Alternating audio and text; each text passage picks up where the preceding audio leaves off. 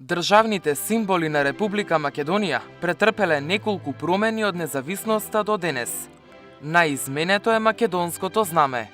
Првата верзија е усвоена речиси 1 година по самостојувањето и во употреба беше 3 години. Тодор Петров, пратеникот Тодор Петров, дава своји предлози за знаме со 16 зрачно сонце. Значи не се дадени тие на конкурсот, но понатаму низ процедурите во парламентот во текот на јуни-јули 1992 година успеа да ги убеди другите пратеници така да се усвојува знамето, така наречено знамето од Кутлеш, подоцна се нарекува знамето од Кутлеш, кое што е избрано на 41-та седница на 11 август 1992 година. И уште првиот ден кога е донесено знамето, Грција упатува протест. Вториот ден после тоа ги става оние фамозни табли на границата, каде што истото сонце и каде што со надпис Македонија и Грчка. И од тогаш почнува веќе проблемите кои што понатаму преоѓаат во ембарго.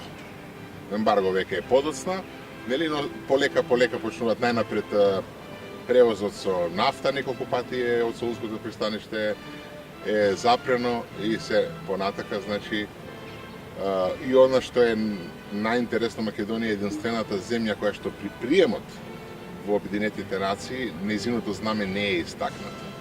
Значи иако ние сме примени 92 година под привремената референца бивша Југословенска република Македонија, нашиот јарбол останува празен. Новата верзија на македонското знаме се употребува од 95-та. Од центарот на црвената позадина се распространува златно сонце со 8 сончеви краци, кои се простираат од сончевиот диск со проширување до рабовите на знамето. Практично, ако гледаме од векселолошки аспект, знамето не се менува. Значи, имаме златно сонце на црвена основа, после имаме пак златно сонце на црвена основа. Она што се менува е типот на сонцето. Кога имаме Кутлеш, знамето од Кутлеш е всушност имаме знаме со конвергентни зраци, додека новото знаме условно е знаме со дивергентни зраци. Така да символиката на сонцето останува, затоа ние пак имаме сонце. Едноставно сменет е само обликот на сонцето. Грбот на Република Македонија е модифициран неколку пати. Уште во 1946 година, кога е заменет грбот на Народна Република Македонија, а на 16 ноември 2009 со отстранување на црвената петокрака. Македонскиот грб е еден од двата во Европа кои имаат пејсажен карактер.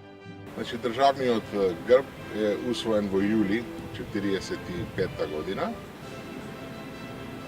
каде што дизајнот е првично даден, кој што е објавен во Нова Македонија, и потоа фактички со уставот од 46 година, од 31.12.46 година, е забележана првата промена, затоа што на првиот грб долу во лентата и пишува НР Македонија, додека во значи дадениот што е во уставот е без таа лента.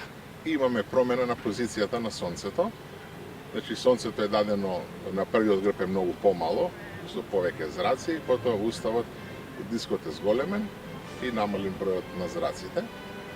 И практично оној грб што ние денеска го имаме, или го имавме до 2009 година поточен, тој се употребува веќе од август 1947 година истиот. Символиката на грбот е дадена само во Нова Македонија 1946 година. Како прилог е дадена, значи, символот на Македонија, односно грбот ја символизира Македонија, каде што планината е планината Пирин, која што ја символизира борбата на македонскиот народ за своја слобода. Петокраката го символизира народно-ослободителната борба, преку која што Македонија ја добива својата слобода, додека елементите кои што се наоѓаат на венецот ја представуваат богатата и разновидна македонска економија.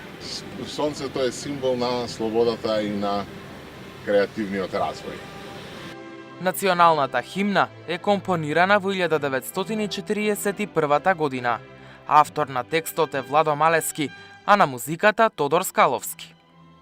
Она што е интересно дека озаконувањето всушност на денесна од Македонија се раја, формално правно, иако се користи долги години, се случува дури 89-та година.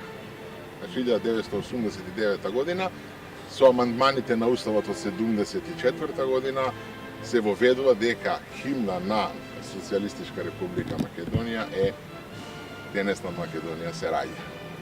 Значи, предходно таа се користи, но нема формален статус, затоа што Уставот 74 година пишува дека Социјалистичка република Македонија има химна.